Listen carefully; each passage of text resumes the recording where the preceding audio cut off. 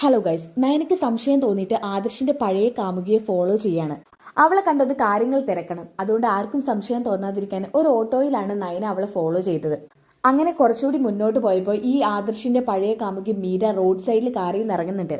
അപ്പൊ തന്നെ നയന ഓട്ടോ ഡ്രൈവറോട് പറയുന്നുണ്ട്, ചേട്ടാ ഒന്നിവിടെ നിർത്തണേ. അതെ ചേട്ടാ, എനിക്ക് ആ കുട്ടിയോട് കുറച്ച് സംസാരിക്കാനുണ്ട്. കുറച്ചു നേരം ഇവിടെ ഒന്ന് വെയിറ്റ് ചെയ്യൂ. മോളെ, ഒരുപാട് സമയം പിടിക്കരുതേ, ഇതോടിയിട്ട് വേണം കഞ്ഞി കുടിക്കാൻ. അയ്യോ ചേട്ടാ, ഞാൻ പെട്ടെന്ന് തന്നെ വരാം, ഇത് ഇപ്പൊ വരാം. അങ്ങനെ നേരെ നയന മീരയുടെ മുന്നിലിട്ട് പോവാണ്. കുട്ടി. അപ്പൊ മീര ചോദിക്കുന്നുണ്ട്, എന്നെയാണോ? അതെ, കുട്ടിയല്ലാണ്ട് ഇവിടെ വേറെ ആരും ഇല്ലല്ലോ. ഓ സോറി. അല്ല, എന്താ കാര്യം?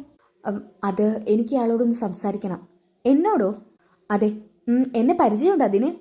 പരിചയം വേണമെന്നില്ലല്ലോ ഒരാളോട് സംസാരിക്കാൻ. നമുക്ക് പലതും നഷ്ടപ്പെടുന്നു തോന്നിക്കഴിഞ്ഞാൽ അയാളോട് അതിനെക്കുറിച്ച് ഡിസ്കസ് ചെയ്തേ പറ്റൂ.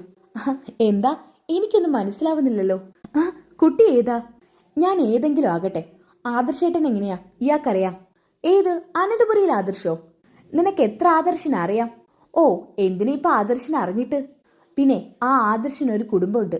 ഞാൻ ഇന്നലെ കണ്ടു നീ അയാളുടെ സമ്മതം ഇല്ലാതെ അയാളെ കെട്ടിപ്പിടിക്കുന്നത്. ഇതൊന്നും അത്ര നല്ലതല്ല. ഇതൊക്കെ അയാളുടെ ഭാര്യ അറിഞ്ഞാൽ പിന്നെ എന്താ ഉണ്ടാവുകയെന്നറിയോ? എന്താ ഉണ്ടാവുക? എന്റെ ആദർശിന് അങ്ങനെ ഒരു ഭാര്യയില്ല. ഇനി ഉണ്ടെങ്കിൽ തന്നെ അത് അവന്റെ അമ്മയുടെ നിർബന്ധപ്രകാരം ആയിരിക്കും. അത് മാത്രമല്ല, അവർ രണ്ടുപേരുടെയും ദാമ്പത്യം നല്ല രീതിയിലല്ല മുന്നോട്ട് പോകുന്നതെന്ന് എനിക്കറിയാം. ആദർശിന് അവളോട് ഒട്ടും താല്പര്യമില്ല. അതെന്തുകൊണ്ടാണെന്നറിയോ? ഈ പഴയ കാമുകിയായ ഞാൻ അവരുടെ മനസ്സിലുണ്ടായതുകൊണ്ടാ. പഴയ കാമുകിയോ? അതെ, ഞാൻ അവന്റെ കോളേജ് കാലത്തെ കാമുകിയാ. അവൻക്ക് എന്നെ ഒരുപാട് ഇഷ്ടമായിരുന്നു, എനിക്ക് തിരിച്ചങ്ങോട്ടും. അവൻ അതിന് പ്രണയമൊന്നുമില്ലല്ലോ. ആര് പറഞ്ഞു പ്രണയമില്ലെന്ന്? നിങ്ങളോടൊന്നും പറയാത്തതാ. അമ്മയും മുത്തശ്ശനെയൊക്കെ പേടിച്ച് ജീവിക്കുന്ന ആളല്ലേ. ഇതൊക്കെ കേട്ടിട്ട് നയനയ്ക്ക് കണ്ണ് നിറയുന്നുണ്ട്. നയനയുടെ ചങ്ക് പൊട്ടുന്ന വേദനയാട്ടോ. ആദർശ് നയനയെ സ്നേഹിച്ചു തുടങ്ങിയിട്ടുള്ളൂ. അതിനിടയിലേക്ക് ഒരു പെൺകുട്ടി കൂടി വന്നപ്പോൾ അത് നയനയ്ക്ക് അക്സെപ്റ്റ് ചെയ്യാനേ പറ്റുന്നില്ല. ദേ ഇങ്ങോട്ട് നോക്കിയേ, ആദർശിന്റെ ഏതെങ്കിലും പരിചയത്തിലുള്ള ആളാണെന്നെങ്കിൽ ഇതൊക്കെ അറിഞ്ഞിരിക്കുന്നത് നല്ലതാ. അവന്റെ ഭാര്യയൊന്ന് ബോധ്യപ്പെടുത്താലോ.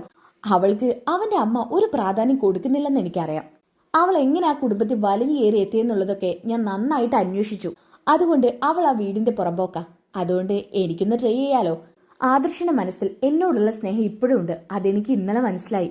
ഞാൻ അവന്റെ അടുത്തോട് ചെല്ലുമ്പോൾ അവന്റെ കണ്ണുകൾ നിറയും, ഹൃദയമിടിപ്പ് കൂടും. അതുതന്നെയാ എന്നോടുള്ള ഇഷ്ടം. അവൾ പറയുന്ന ബാക്കി വാക്കുകളൊന്നും കേട്ടു നിൽക്കാൻ കഴിയുന്നില്ല നമ്മുടെ പാവം നയനയ്ക്ക്.